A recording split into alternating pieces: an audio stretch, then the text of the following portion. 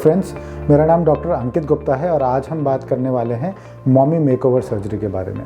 Mommy makeover एक combination of surgery के लिए एक टर्म यूज़ की जाती है। तो ये जो मार्केटिंग और मीडिया के थ्रू जो प्रमोट किया गया टर्म है, क्योंकि एक फीमेल की बॉडी में ये मल्टीपल चेंजेस जो होते हैं, ये सारी सर्जरीज को कंबाइन करके हम मॉमी मेकओवर बोलते हैं। तो सबसे पहले हम बात कर रहे हैं कि एक मदर के या एक फीमेल की बॉडी में क्या ऐसे चेंजेस आते हैं ड्यू टू प्रेगनेंसी जिसको कि मॉमी मेकओवर में टैकल किया जाता है। तो जैसे बेबी डेवलप टमी के अंदर करता है और जैसे जैसे टमी का साइज इंक्रीज होता है, तो जो स्किन होती है हमारे टमी की, वो काफ़ी स्ट्रेच करती है, काफ़ी इंक्रीज करती है। बट जब बेबी डिलीवर हो जाता है तो ये स्किन कंप्लीटली रिकवर नहीं कर पाती, कंप्लीटली श्रिंक नहीं हो पाती। जब टमी का प्रेशर इतना इंक्रीज होता है, जो हमारी जो मसल्स होती हैं, जो टमी के आगे जो एब्स बोलते हैं, ये जो रेक्टस मसल्स होती हैं, वो काफ़ी थिन आउट हो जाती हैं, पेपरी थिन हो जाती हैं और कई बार वो स्प्लिट कर जाती हैं, या सेंटर में से जो दोनों आपस में अटैच्ड होती हैं वो उनमें गैप क्रिएट हो जाता है और उसे हम क्या साइंटिफिक टर्म्स में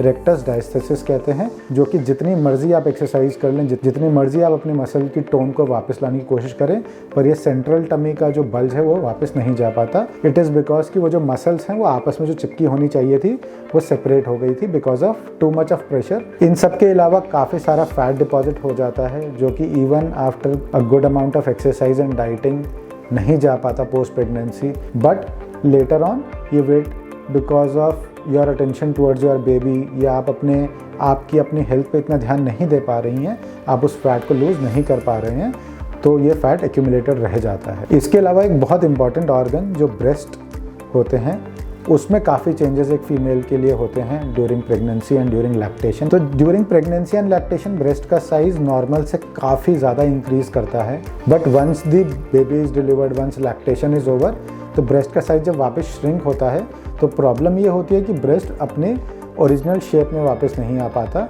वो सैग कर जाता है या लटक जाता है। तो सैगिंग ब्रेस्ट को लिफ्ट करा जा सकता है थ्रू मैस्टोपेक्सी या ब्रेस्ट लिफ्ट सर्जरी। तो ब्रेस्ट के साइज़ को रिडक्शन किया जा सकता है, साथ के साथ ब्रेस्ट रिडक्शन के साथ उसे लिफ्ट भी किया जा सकता है। सो मॉमी मेकओवर में टमी, ब्रेस्ट, ओवरऑल बॉडी का फैट, इन सब के अलावा जो इंटीमेट एरियाज़ हैं जैसे वजाइना, उन एरियाज़ की भी सर्जरी करके उनको भी बेटर किया जा सकता है।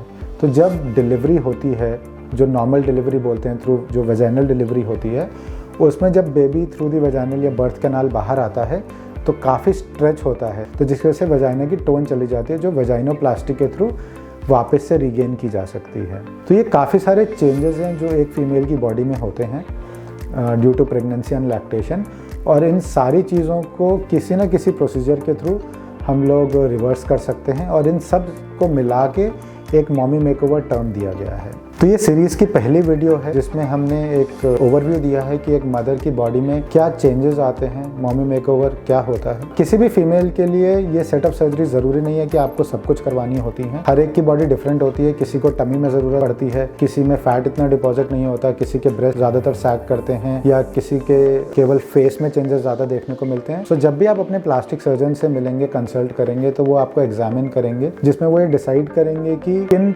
चीज़ों को कंबाइन किया जा सकता है। कॉम्बिनेशन सर्जरी का फायदा ये है कि इससे एक तो रिकवरी टाइम जो है वो आपका बचता है। यदि आप अलग से टमी टक और ब्रेस्ट रिडक्शन अलग अलग करवाते, दोनों में 15 डेज का रिकवरी टाइम है, बट आप दोनों को कंबाइन करा देते हैं तो दोनों विद इन 15 डेज आपका रिकवरी टाइम जो है दोनों सर्जरी से आप रिकवर कर जाते हैं। इनफैक्ट फाइनेंशियली भी ये सस्ता पड़ता है जब आप दोनों सर्जरीज कंबाइन करा लेते हैं, क्योंकि एक ही सिटिंग में दोनों सर्जरीज हो जाती हैं।